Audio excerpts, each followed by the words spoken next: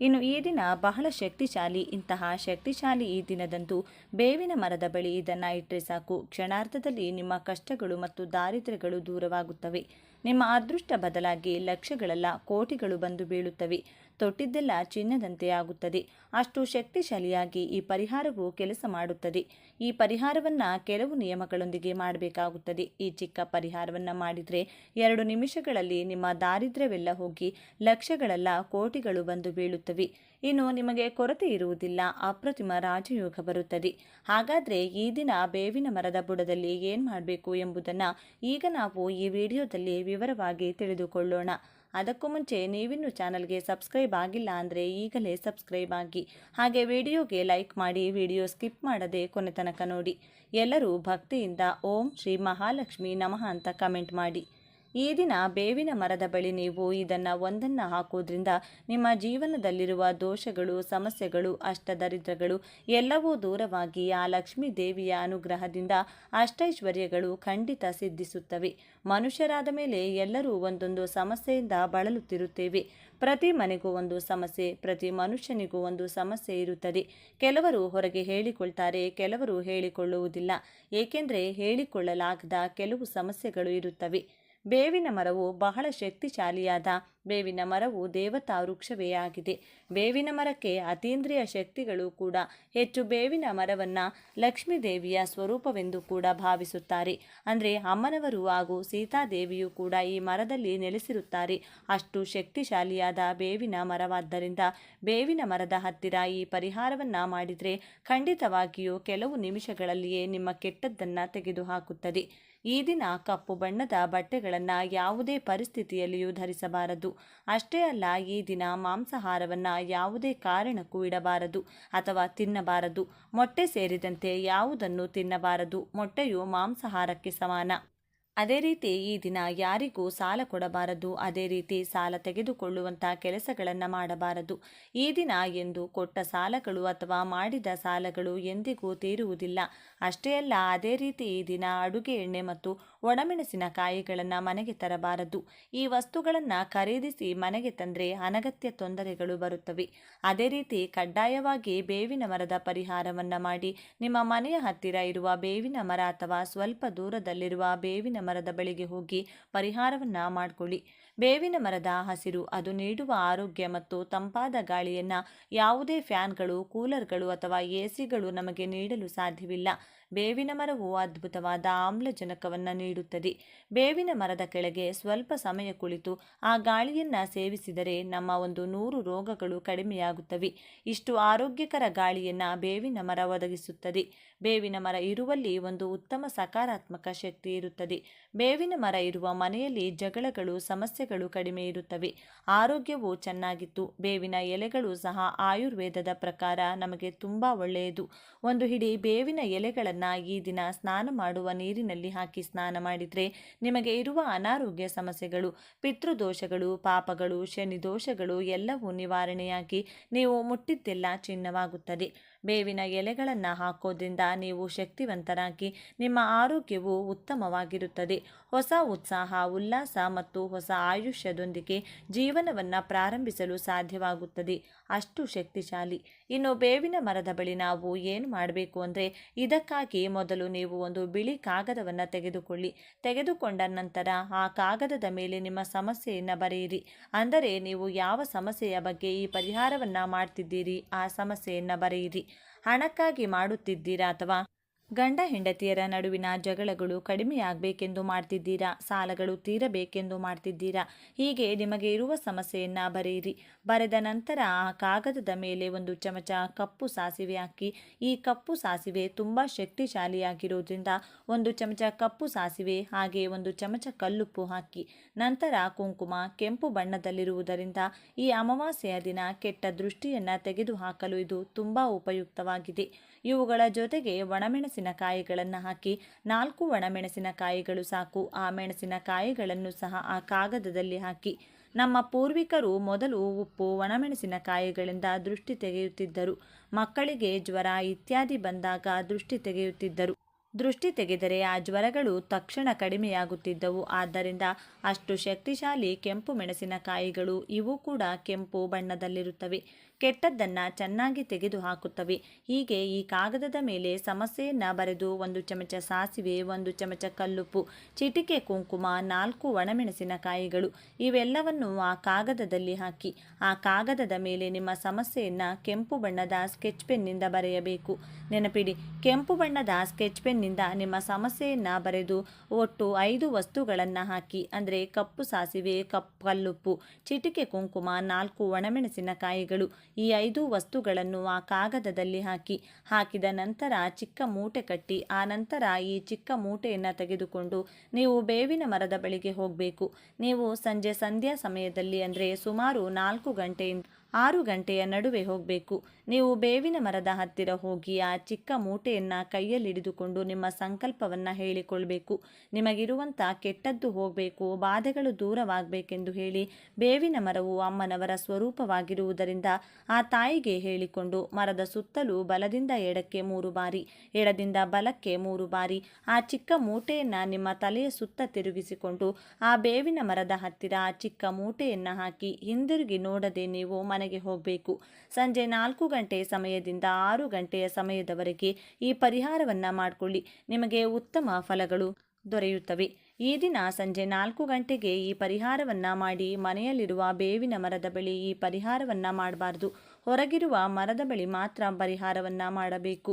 ಅದೇ ರೀತಿ ದೇವಸ್ಥಾನದ ಒಳಗಿರುವ ಮರದ ಬಳಿಯೂ ಈ ಪರಿಹಾರವನ್ನು ಮಾಡಬಾರ್ದು. ದೇವಸ್ಥಾನದ ಹೊರಗೆ ಇರಬೇಕು, ರಸ್ತೆಯ ಬದಿಯಲ್ಲಿರಬೇಕು, ಮನೆಯ ಹೊರಗೆ ಇರಬೇಕು. ಆ ಮರದ ಬಳಿ ಈ ಪರಿಹಾರವನ್ನು ಮಾಡಬೇಕು. ಆ ಚಿಕ್ಕ ಮೂಟೆಯನ್ನು ಮರದ ಬಳಿ ಹಾಕುವ ಮೊದಲು ಬೇವಿನ ಮರವನ್ನು ಸ್ಪರ್ಶಿಸಿ ನಮಸ್ಕರಿಸಿ. ನಿಮಗೆ ಸಾಧ್ಯವಾದರೆ ಆ ಬೇವಿನ ಮರಕ್ಕೆ 1 ಚೊಂಬು ನೀರನ್ನು ಹಾಕಿ ಆ ಬೇವಿನ ಮರದ ಸುತ್ತ ಪ್ರದಕ್ಷಿಣೆಗಳನ್ನು ಮಾಡಿ. ಆ ನಂತರ ಚೆನ್ನಾಗಿ ನಿಮ್ಮ ಸಂಕಲ್ಪ ಹೇಳಿಕೊಂಡು ಈ ಚಿಕ್ಕ ಮೂಟೆಯನ್ನು ನಿಮ್ಮ ತಲೆಯ ಸುತ್ತ ಬಲದಿಂದ ಎಡಕ್ಕೆ 3 ಬಾರಿ, ಎಡದಿಂದ ಬಲಕ್ಕೆ 3 ಬಾರಿ ತಿರುಗಿಸಿ ಆ ಬೇವಿನ ಮರದ ಬುಡದಲ್ಲಿ ಹಾಕಿ ಹಿಂದಿರುಗಿ ನೋಡದೆ ಮನೆಗೆ ಹೋಗಿ.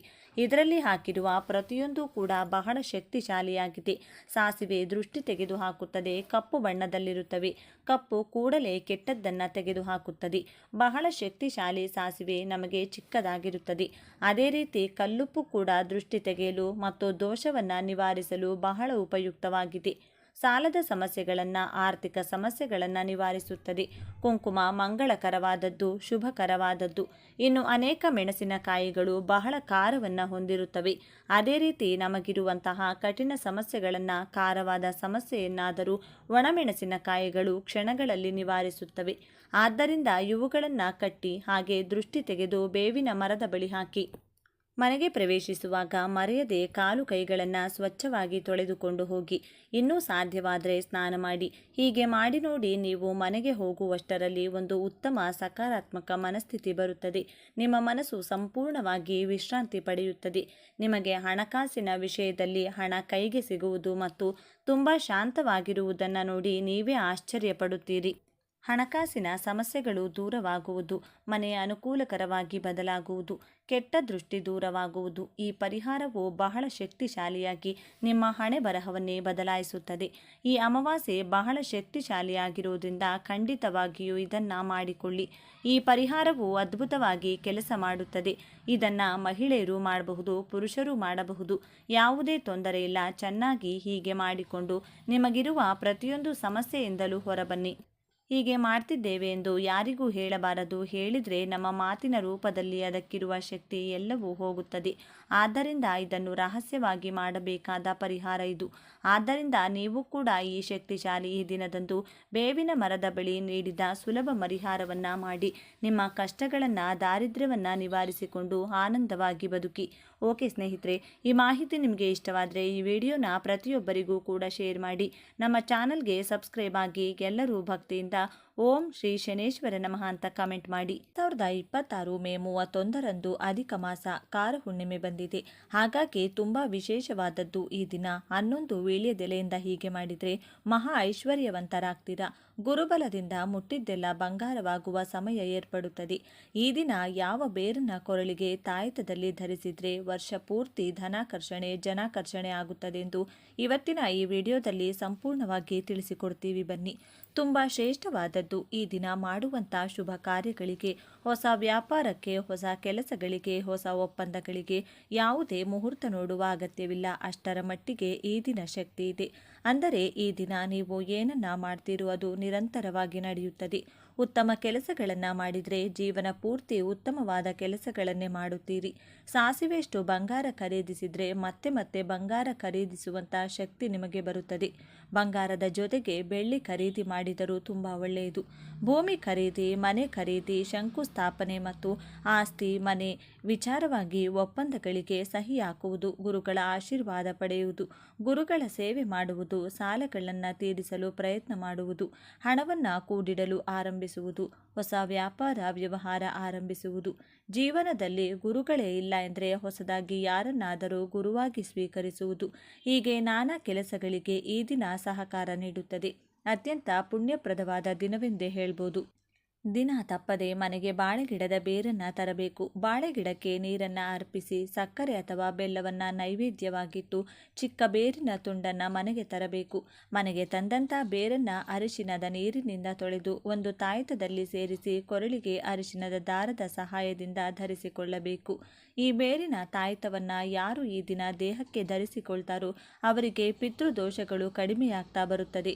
ಗುರುಬಲ ಹೆಚ್ಚಾಗುತ್ತಾ ಸರ್ವ ಕಾರ್ಯದಲ್ಲೂ ಯಶಸ್ಸು ಸಿಗುತ್ತದೆ. ಭಾಗ್ಯದ ಬಾಗಿಲು ತೆರೆಯುತ್ತದೆ. ದಾನಗಳನ್ನು ಮಾಡುವಷ್ಟು ಸಂಪತ್ತು ಹೆಚ್ಚುತ್ತದೆ. ಐಶ್ವರ್ಯದ ಜೊತೆಗೆ ಅದೃಷ್ಟ ಕೂಡಿ ಬರುತ್ತದೆ. ಮುಂದಿನ ವರ್ಷ ಬರುವ ತನಕ ಕೊರಳಿನಲ್ಲಿ ಈ ತಾಯ್ತ ಇರಬೇಕು. ಮತ್ತೆ ತಾಯ್ತವನ್ನು ಬದಲಿಸಿ ಹೊಸ ತಾಯ್ತವನ್ನು ಆ ದಿನ ಸಿದ್ಧಿ ಮಾಡಿಕೊಳ್ಳಬೇಕು. ಬಾಳೆಗಿಡದ ಬೇರನ್ನು ತಾಯ್ತಕ್ಕೆ ತುಂಬುವಾಗ ಓಂ ನಮೋ ನಾರಾಯಣ ಎಂದು 108 ಬಾರಿ ಹೇಳಿಕೊಳ್ಳಿ. ಇದರಿಂದ ಮತ್ತಷ್ಟು ಶಕ್ತಿ ತಾಯ್ತಕ್ಕೆ ಸಿಗುತ್ತದೆ. ನಿಮ್ಮ ಇಷ್ಟ ದೇವರ ಹೆಸರನ್ನು ಈ ಸಮಯದಲ್ಲಿ ಸ್ಮರಿಸಿಕೊಳ್ಳಿ. ಈ ದಿನ ಬಾಳೆಗಿಡದ ಬೇರು ತರಲು ಸಾಧ್ಯವಿಲ್ಲವೆಂದರೆ ಒಂದು ದಿನ ಮುಂಚೆಯೇ ಬೇರನ್ನು ತಂದು ಮನೆಯಲ್ಲಿಟ್ಟುಕೊಳ್ಳಿ. ಮಕ್ಕಳು ಈ ಬೇರನ್ನು ಕೊರಳಿಗೆ ತಾಯ್ತದ ಮೂಲಕ ಧರಿಸಿದರೆ ನೆನಪಿನ ಶಕ್ತಿ ಹೆಚ್ಚುತ್ತದೆ. ಪಿತೃಗಳ ಅನುಗ್ರಹ ಸಿಗುತ್ತದೆ. ದೊಡ್ಡವರು ಧರಿಸಿದರೆ ಹಣದ ಆಕರ್ಷಣೆ ಚೆನ್ನಾಗಿ ಆಗುತ್ತದೆ. ಕೈನಲ್ಲಿ ದುಡ್ಡು ನಿರಂತರವಾಗಿ ಓಡಾಡುತ್ತದೆ. ನಿಂತ ವ್ಯವಹಾರಗಳಲ್ಲಿ ಪ್ರಗತಿ, ಧನಲಾಭ, ಮಾನಸಿಕ ನೆಮ್ಮದಿ ಸಿಗುತ್ತದೆ. ದೇವರು ಗುರುಗ್ರಹ ಅಂದರೆ ಬೃಹಸ್ಪತಿ. ಆದ್ದರಿಂದ ಹಣ್ಣು ಹಂಪಲು ದಕ್ಷಿಣೆಯನ್ನು ಈ ದಿನ ಗುರುಗಳಿಗೆ ನೀಡಿ ಅವರ ಆಶೀರ್ವಾದವನ್ನು ತಪ್ಪದೇ ಪಡೆಯಿರಿ. ಗುರುಗಳು ಇಲ್ಲವೆಂದರೆ ನಿಮ್ಮ ಮನೆಯಲ್ಲಿರುವಂತಹ ಹಿರಿಯರ ಕಾಲಿಗೆ ಬಿದ್ದು ಆಶೀರ್ವಾದ ಪಡೆಯಿರಿ. ಗುರು ರಾಘವೇಂದ್ರ ಸ್ವಾಮಿಗಳಾಗಿರಬಹುದು, ಶಿರಡಿ ಸಾಯಿಬಾಬಾಗಳಾಗಿರಬಹುದು, ದತ್ತಾತ್ರೇಯ ಸ್ವಾಮಿಯಾಗಿರಬಹುದು. ಈ ರೀತಿ ಗುರುಗಳ ಆಲಯಕ್ಕೆ ಹೋಗಿ ಗುರುಗಳ ದರ್ಶನವನ್ನು ತಪ್ಪದೇ ಮಾಡಿ ಓಂ ದತ್ತಾತ್ರೇಯ ನಮಃ ಎಂದು ಸಾಧ್ಯವಾದಷ್ಟು ಬಾರಿ ಹೇಳಿಕೊಳ್ಳಿ. ಹಾಗೆಯೇ ಈ ದಿನ ದಾನವನ್ನು ಮರೆಯದೇ ಮಾಡಬೇಕು. ಈ ನಕ್ಷತ್ರ ಇರುವ ದಿನ ದಾನ ಮಾಡಿದರೆ ಹೆಚ್ಚು ಹೆಚ್ಚು ದಾನ ಮಾಡುವ ಶಕ್ತಿ ವೃದ್ಧಿಸುತ್ತದೆ. ಹಸಿದವರಿಗೆ ಈ ದಿನ ಅನ್ನದಾನ ಮಾಡಿ, ಹಾಲಿನ ದಾನವನ್ನು ನೀಡಿ, ಜಲದಾನವನ್ನು ಮಾಡಿದರೆ ಶ್ರೇಷ್ಠ ಫಲಗಳು ಪ್ರಾಪ್ತಿಯಾಗುತ್ತೆ. ನಿಮ್ಮಲ್ಲಿನ ಸಂಪತ್ತು ಹೆಚ್ಚಾಗಿ ಅದನ್ನು ಮತ್ತೊಬ್ಬರಿಗೆ ಹಂಚುವಂತಹ ಮಟ್ಟಕ್ಕೆ ನೀವು ತಲುಪುತ್ತೀರಿ. ಹಾಗೆಯೇ ಈ ದಿನದಿಂದ ಸ್ವರ್ಣ ಗಣಪತಿ ಮಂತ್ರ ಪಠಿಸಲು ಆರಂಭ ಮಾಡಿದರೆ ಶೀಘ್ರವಾಗಿ ಬಂಗಾರ ಕೊಳ್ಳುವ ಶಕ್ತಿ ಬಂದು ಮನೆಗೆ ಹೆಚ್ಚಿನ ಬಂಗಾರ ತರಲು ದಾರಿಯಾಗುತ್ತದೆ. ಈ ಸ್ವರ್ಣ ಗಣಪತಿ ಮಂತ್ರವನ್ನು ನಾಳೆ ಹಾಗೂ ದಿನನಿತ್ಯ ನಿಮ್ಮ ಮನೆಯಲ್ಲಿ ದೀಪಾರಾಧನೆ ಮಾಡುವಾಗ ಸಾಧ್ಯವಾದಷ್ಟು ಬಾರಿ ಪಠಿಸಿ ಗಣೇಶನಿಗೆ ನಮಸ್ಕಾರ ಮಾಡಿಕೊಳ್ಳಿ. ಈ ಮಂತ್ರ ಹೇಳುವಾಗ 11 ವೀಳ್ಯದೆಲೆಗಳನ್ನು ಒಂದೊಂದೇ ಗಣೇಶನ ಮುಂದೆ ಇಡುತ್ತಾ ಮಂತ್ರವನ್ನು ಕೂಡ 11 ಬಾರಿ ಹೇಳಿಕೊಳ್ಳಬೇಕು. ತುಪ್ಪದ ದೀಪಗಳನ್ನು ಗಣೇಶನ ಮುಂದೆ ಬೆಳಗಿ ದೇವರ ಮುಂದೆ ಇಟ್ಟ 11 ಎಲೆಗಳನ್ನು ಸ್ವಲ್ಪ ಸಮಯದ ನಂತರ ನೀವಾದರೂ ಸರಿ, ನಿಮ್ಮ ಮನೆಯವರಾದರೂ ಸರಿ ಎತ್ತಿಟ್ಟುಕೊಂಡು ಸೇವಿಸುತ್ತಾ ಬರಬೇಕು. ಸಕ್ಕರೆ, ಏಲಕ್ಕಿ, ಅಡಿಕೆ, ಒಂದು ಸಿಹಿ ಖರ್ಜೂರದ ಜೊತೆಗೆ ಎಲೆಯನ್ನು ಸೇವಿಸುತ್ತಾ ಕಷ್ಟಗಳೆಲ್ಲ ಕಳೆಯಲೆಂದು ಗಣಪತಿಗೆ ಕೈ ಮುಗಿಯಬೇಕು.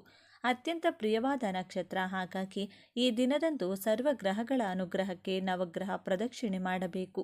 ಈ ದಿನ ನವಗ್ರಹಗಳಿಗೆ ಪ್ರದಕ್ಷಿಣೆ ಮಾಡುವಾಗ ಓಂ ನಮಃ ಶಿವಾಯ ಅಥವಾ ಶಿವಾಯ ಓಂ ಎಂದು ಹೇಳಿಕೊಳ್ಳಿ. ಅನ್ನ ಹಾಗೂ ಎಳ್ಳನ್ನು ನವಗ್ರಹಗಳ ಮುಂದಿಟ್ಟು ನಮಸ್ಕಾರ ಮಾಡಿಕೊಂಡ್ರೆ ಅನೇಕ ರೀತಿಯ ಗ್ರಹದೋಷ, ಜಾತಕ ದೋಷಗಳು ಕೂಡ ಕಳೆದು ಹೋಗುತ್ತದೆ. ಇನ್ನು ಸ್ವಂತ ಮನೆ ಕಟ್ಟಲು ಕನಸು ನನಸಾಗುತ್ತದೆ. ಯಾವುದಾದರೂ ದೇಗುಲದ ಆವರಣದಲ್ಲಿ ಅಥವಾ ಖಾಲಿ ಪ್ರದೇಶಗಳಲ್ಲಿ ನಿಮ್ಮ ಕೈನಿಂದ 11 ಅರಳಿ ಸಸಿಗಳನ್ನು ಅಥವಾ ಒಂದೇ ಒಂದು ಔದುಂಬರ ಸಸಿಯನ್ನು ನೆಟ್ಟು ಜಲವನ್ನು ಅರ್ಪಿಸಿ ಬರಬೇಕು. ಆಗಾಗ ಈ ಸಸಿಗಳ ಬಳಿ ಹೋಗಿ ಪೋಷಿಸಬೇಕು. ಈ ಕೆಲಸ ಮಾಡೋದ್ರಿಂದ ನಿಮ್ಮ ಜಾತಕದಲ್ಲಿ ಎಂಥದ್ದೇ ದೋಷಗಳಿದ್ದರೂ ಕಳೆದು ಭೂಮಿಯೋಗ ಪ್ರಾಪ್ತಿಯಾಗುತ್ತದೆ. ನೋಡಿದ್ರಲ್ಲ, ಈ ದಿನ ಯಾವೆಲ್ಲ ವಿಧಿವಿಧಾನಗಳನ್ನು ಪಾಲಿಸಿದರೆ ಐಶ್ವರ್ಯ ಪ್ರಾಪ್ತಿಯಾಗುತ್ತೆ ಅಂತ. ಸಾಲಗಳಿಂದ ಉಂಟಾಗುವಂತಹ ಮಾನಸಿಕ ವೇದನೆ ಅಥವಾ ಆರ್ಥಿಕ ಸಮಸ್ಯೆ ನಿವಾರಿಸಿಕೊಳ್ಳೋಕೆ ಈ ಪರಿಹಾರ ತುಂಬ ಚೆನ್ನಾಗಿ ಕೆಲಸ ಮಾಡುತ್ತದೆ. ಈ ಪರಿಹಾರದಲ್ಲಿ ನಾವು ಬಳಸೋ ಪ್ರತಿ ಪದಾರ್ಥಕ್ಕೂ ಒಂದು ನಿರ್ದಿಷ್ಟವಾದ ಶಕ್ತಿ ಇದೆ. ಈ ಪರಿಹಾರಕ್ಕಾಗಿ ನಾವು ಬಳಸುವಂತಹ ವಸ್ತುಗಳ ಪ್ರಾಮುಖ್ಯತೆ ಏನೆಂದರೆ, ಈ ಪರಿಹಾರಕ್ಕೆ ನಮಗೆ ಮೊದಲು ಬೇಕಾಗಿರೋದು ಕಪ್ಪು ಬಣ್ಣದ ಬಟ್ಟೆ. ಕಪ್ಪು ಬಣ್ಣ ಶನಿದೇವರ ಸಂಕೇತ. ಶನಿಗ್ರಹ ಕರ್ಮ, ನ್ಯಾಯ ಹಾಗೂ ಕಷ್ಟಗಳಿಗೆ ಅಧಿಪತಿ. ಕಪ್ಪು ಬಣ್ಣ ನಕಾರಾತ್ಮಕ ಶಕ್ತಿಗಳನ್ನು, ದೃಷ್ಟಿಯನ್ನು ಹಾಗೂ ಕೆಟ್ಟದ್ದನ್ನು ತನ್ನೊಳಗೆ ಎಳೆದುಕೊಳ್ಳುವಂಥ ಗುಣ ಹೊಂದಿದೆ. ಆದ್ದರಿಂದಲೇ ಅಮಾವಾಸ್ಯೆ ದಿನ ಕಪ್ಪು ಬಟ್ಟೆ ಹಾಕೋಬಾರ್ದು ಅಂತಾರೆ. ಇನ್ನು ಈ ಪರಿಹಾರಕ್ಕೆ ನಮಗೆ ಬೇಕಾದಂಥ ಎರಡನೇ ಪದಾರ್ಥ ಲವಂಗ. ಇದಕ್ಕೆ ನಮಗೆ 5 ಲವಂಗಗಳು ಬೇಕು. ಲವಂಗಗಳು ನಕಾರಾತ್ಮಕ ಶಕ್ತಿಗಳನ್ನು ನಾಶಪಡಿಸುವ ಶಕ್ತಿ ಹೊಂದಿವೆ. ಇದು ಕಾರ್ಯಸಿದ್ಧಿಗೆ ಹಾಗೂ ನಮ್ಮೊಳಗೆ ಸಕಾರಾತ್ಮಕ ಶಕ್ತಿಯನ್ನು ಹೆಚ್ಚಿಸಲು ಉಪಯೋಗವಾಗುತ್ತೆ. ಪಂಚಭೂತಗಳಿಗೆ ಸಂಕೇತವಾಗಿ ಈ ಪರಿಹಾರದಲ್ಲಿ ನಾವು 5 ಲವಂಗಗಳನ್ನು ಬಳಸುತ್ತೀವಿ. ಇನ್ನು ಮೂರನೇ ಪದಾರ್ಥ 5 ಕರಿಮೆಣಸು. ಮೆಣಸು ದೃಷ್ಟಿಯನ್ನು, ಶತ್ರುಗಳ ಕೆಟ್ಟ ಆಲೋಚನೆಗಳನ್ನು ನಾಶಪಡಿಸುವ ಶಕ್ತಿ ಹೊಂದಿದೆ. ಇದು ನಮ್ಮ ಸುತ್ತಲೂ ಒಂದು ರಕ್ಷಣಾ ಕವಚದಂತೆ ಕೆಲಸ ಮಾಡುತ್ತದೆ. ಇನ್ನು ಈ ಪರಿಹಾರದಲ್ಲಿ ನಾವು ಬಳಸುವಂತಹ ಕೊನೆಯ ಪದಾರ್ಥ ಕಪ್ಪು ಎಳ್ಳು. ಇದು ಶನಿದೇವರಿಗೆ, ಪಿತೃದೇವತೆಗಳಿಗೆ ಅತಿ ಪ್ರಿಯವಾದದ್ದು. ಕಪ್ಪು ಎಳ್ಳು ನಮ್ಮ ಕರ್ಮಫಲವನ್ನು, ಪಿತೃದೋಷಗಳನ್ನು, ದೀರ್ಘಕಾಲದ ಸಮಸ್ಯೆಗಳನ್ನು ನಿವಾರಿಸಲು ಸಹಾಯ ಮಾಡುತ್ತೆ. ಸಾಲಬಾಧೆ ಕೂಡ ಒಂದು ರೀತಿಯಾದ ಕರ್ಮಫಲವೇ. ಸೂರ್ಯ ಮುಳುಗಿದ ಮೇಲೆ ಈ ಪರಿಹಾರ ಮಾಡಬೇಕು. ಇದಕ್ಕಾಗಿ ನೀವು ಮೊದಲು ಕೈಕಾಲು ತೊಳೆದುಕೊಂಡು ಒಂದು ಪ್ರಶಾಂತವಾದ ಹಾಗೂ ಯಾರೂ ಇಲ್ಲದೇ ಇರುವಂಥ ಜಾಗದಲ್ಲಿ ಕುಳಿತುಕೊಂಡು ನಿಮ್ಮ ಮುಂದೆ ಒಂದು ಕಪ್ಪು ಬಟ್ಟೆಯನ್ನು ಹರಡಿ ಮೊದಲು ಅದರಲ್ಲಿ ಒಂದು ಹಿಡಿ ಕಪ್ಪು ಎಳ್ಳು ಹಾಕಿ ಅದರ ಮೇಲೆ 5 ಚೆನ್ನಾಗಿ ಹೂವಿರುವಂಥ ಲವಂಗಗಳಿಟ್ಟು ಅದರ ಮೇಲೆ 5 ಚೆನ್ನಾಗಿರುವಂಥ ಕಾಳು ಮೆಣಸು ಹಾಕಿ 1 ನಿಮಿಷ ಕಣ್ಣು ಮುಚ್ಚಿಕೊಂಡು ನಿಮ್ಮ ಇಷ್ಟ ದೇವರು, ಕುಲದೇವರು ಹಾಗೂ ಪಿತೃದೇವತೆಗಳನ್ನು ಮನಸ್ಫೂರ್ತಿಯಾಗಿ ಪ್ರಾರ್ಥಿಸಿ ನಿಮ್ಮ ಸಮಸ್ಯೆಗಳನ್ನು ಸ್ಪಷ್ಟವಾಗಿ ಹೇಳಿಕೊಳ್ಳಬೇಕು. ಅಂದರೆ ಆರ್ಥಿಕ ಸಮಸ್ಯೆ ಆಗಿರಬಹುದು, ಅನಾರೋಗ್ಯ ಸಮಸ್ಯೆ ಆಗಿರಬಹುದು, ದೃಷ್ಟಿದೋಷ, ಹೀಗೆ ಯಾವ ಸಮಸ್ಯೆ ಇದ್ರೂ ಆ ಸಮಸ್ಯೆಯನ್ನು ಹೇಳಿಕೊಂಡು ದೇವರೇ, ನನ್ನ ಮಾನಸಿಕ ಭಾರ ಹಾಗೂ ನನ್ನ ಎಲ್ಲ ಸಮಸ್ಯೆಗಳನ್ನು ಈ ಪದಾರ್ಥಗಳಲ್ಲಿ ಆವಾಹನೆ ಮಾಡ್ತಾ ಇದ್ದೀನಿ. ಈ ಸಮಸ್ಯೆಗಳೆಲ್ಲವೂ ಈ ಮೂಟೆಯ ಜೊತೆಗೆ ನನ್ನ ಜೀವನದಿಂದ ತೊಲಗಿ ಹೋಗಬೇಕು ಎಂದು ದೃಢ ನಂಬಿಕೆಯಿಂದ ನಿಮ್ಮ ಸಂಕಲ್ಪ ಹೇಳಿಕೊಂಡು ಆ ಬಟ್ಟೆಯನ್ನು ಗಂಟು ಕಟ್ಟಬೇಕು. ಆ ನಂತರ ಆ ಮೂಟೆಯನ್ನು ನಿಮ್ಮ ಬಲಗೈನಲ್ಲಿ ಹಿಡಿದುಕೊಂಡು ನಿಮ್ಮ ತಲೆ ಸುತ್ತಲೂ 7 ಸಲ ಸುತ್ತಿಕೊಳ್ಬೇಕು. ಪ್ರತಿ ಸಲ ಒಂದೊಂದು ಸುತ್ತುವಾಗಲೂ ನನ್ನ ಸಮಸ್ಯೆಗಳೆಲ್ಲವೂ ನನ್ನಿಂದ ದೂರ ಆಗ್ತಿದೆ ಎಂದು ದೃಢವಾಗಿ ನಿಮ್ಮ ಮನಸ್ಸಿನಲ್ಲಿ ಅಂದುಕೊಳ್ಬೇಕು. 7 ಸಲ ಸುತ್ತಿದ ತಕ್ಷಣ ಆ ಮೂಟೆಯನ್ನು ತೆಗೆದುಕೊಂಡು ಮನೆಯಿಂದ ಹೊರಗಡೆ ಹೋಗಿ ಯಾರೂ ಇಲ್ಲದೆ ಇರುವಂಥ ನಿರ್ಜನ ಪ್ರದೇಶದಲ್ಲಾಗಿರಬಹುದು, ಅಥವಾ ಮುಳ್ಳಿನ ಗಿಡದ ಕೆಳಗಡೆ ಆಗಿರಬಹುದು, ಅಥವಾ ಹರಿಯು ನೀರಾಗಿರಬಹುದು. ಈ 3 ಪ್ರದೇಶಗಳಲ್ಲಿ ಯಾವುದೋ ಒಂದು ಜಾಗದಲ್ಲಿ ಆ ಮೂಟೆಯನ್ನು ಎಸೆದು ಹಿಂದಿರುಗಿ ನೋಡದೆ ಮನೆಗೆ ಬಂದು ಬಿಡಿ. ನೀವು ಹಿಂದೆ ತಿರುಗಿ ನೋಡಿದರೆ ನೀವು ಬಿಸಾಕಿದಂಥ ಸಮಸ್ಯೆಗಳಿಗೆ ದುಪ್ಪಟ್ಟು ಸಮಸ್ಯೆಗಳನ್ನು ನಿಮ್ಮ ಜೊತೆಗೆ ನಿಮ್ಮ ಮನೆಗೆ ತೆಗೆದುಕೊಂಡಂತೆ ಆಗುತ್ತದೆ. ನೀವು ಈ ಪರಿಹಾರ ಮಾಡೋಕೆ ಶುರು ಮಾಡಿದಾಗಿನಿಂದ ಪರಿಹಾರ ಮುಗಿಸಿ ಮನೆಗೆ ಬರೋವರೆಗೂ ಯಾರ ಜೊತೆ ಕೂಡ ಮಾತನಾಡಬಾರದು. ಮನೆಗೆ ಬಂದ ಮೇಲೆ ಕೈಕಾಲು ಮುಖ ತೊಳೆದುಕೊಂಡು ನಿಮ್ಮ ದೇವರ ಮನೆಯಲ್ಲಿ ದೀಪ ಹಚ್ಚಿ ನಿಮ್ಮ ಇಷ್ಟ ದೇವರನ್ನು ಪೂಜಿಸಿ ಎಲ್ಲ ಒಳ್ಳೆಯದಾಗುತ್ತದೆ ಅಂತ ನಂಬಬೇಕು. ಈ ಪರಿಹಾರ ನೀವು ಮಾಡೋದ್ರಿಂದ ನಿಮ್ಮ ಮೇಲಿರುವಂಥ ನಕಾರಾತ್ಮಕ ಶಕ್ತಿಗಳ ಪ್ರಭಾವ, ದೃಷ್ಟಿದೋಷ, ಶತ್ರುಪೀಡೆ ಎಲ್ಲವೂ ಕೂಡ ಕಡಿಮೆಯಾಗುತ್ತದೆ. ನಿಮ್ಮ ಪ್ರಯತ್ನಗಳಿಗೆ ಅಡ್ಡ ಬರುತ್ತಿರುವಂಥ ಕೆಟ್ಟ ಶಕ್ತಿಗಳು ನಾಶವಾಗುತ್ತವೆ. ನಿಮ್ಮ ಕೆಲಸಗಳಲ್ಲಿ ಗೆಲುವು ಸಿಗುತ್ತದೆ. ಈ ಪರಿಹಾರ ಮಾಡುವಾಗ ನಿಮ್ಮ ಮನಸ್ಸು ಪ್ರಶಾಂತವಾಗಿರಬೇಕು. ಹಾಗೆ ಪೂರ್ತಿ ನಂಬಿಕೆ ಇಟ್ಟು ಮಾಡಬೇಕು. ನೀವು ಯಾವ ಪರಿಹಾರ ಮಾಡಿದರೂ ಕೂಡ ಎಲ್ಲರ ಜೊತೆ ಡಿಸ್ಕಷನ್ ಮಾಡಿಕೊಂಡು ಕೂತ್ಕೊಂಡು ಮಾಡಬಾರದು. ಗುಪ್ತವಾಗಿ ಮಾಡಿದಾಗ ಮಾತ್ರವೇ ಫಲ ಹೆಚ್ಚಾಗಿ ಸಂಪೂರ್ಣವಾಗಿ ಫಲ ಸಿಗುತ್ತದೆ. ಅದೃಷ್ಟ ಕೂಡಿ ಬರುತ್ತೆ ಅಂತ ಇವತ್ತಿನ ಈ ವಿಡಿಯೋದಲ್ಲಿ ತಿಳಿಸಿಕೊಟ್ಟಿದ್ದೇವೆ. ಈ ಮಾಹಿತಿ ನಿಮಗೆ ಇಷ್ಟವಾದರೆ ತಪ್ಪದೆ ನಿಮ್ಮ ಇಷ್ಟ ದೇವರ ಹೆಸರನ್ನು ಬರೆದು ಈ ವಿಡಿಯೋವನ್ನು ಪ್ರತಿಯೊಬ್ಬರಿಗೂ ಕೂಡ ಶೇರ್ ಮಾಡಿ. ಮುಂದಿನ ಬಾರಿ ಮತ್ತೊಂದು ವಿಶೇಷ ದೈವ ಮಾಹಿತಿಯೊಂದಿಗೆ ಭೇಟಿಯಾಗೋಣ. ಧನ್ಯವಾದಗಳು ಸ್ನೇಹಿತರೆ.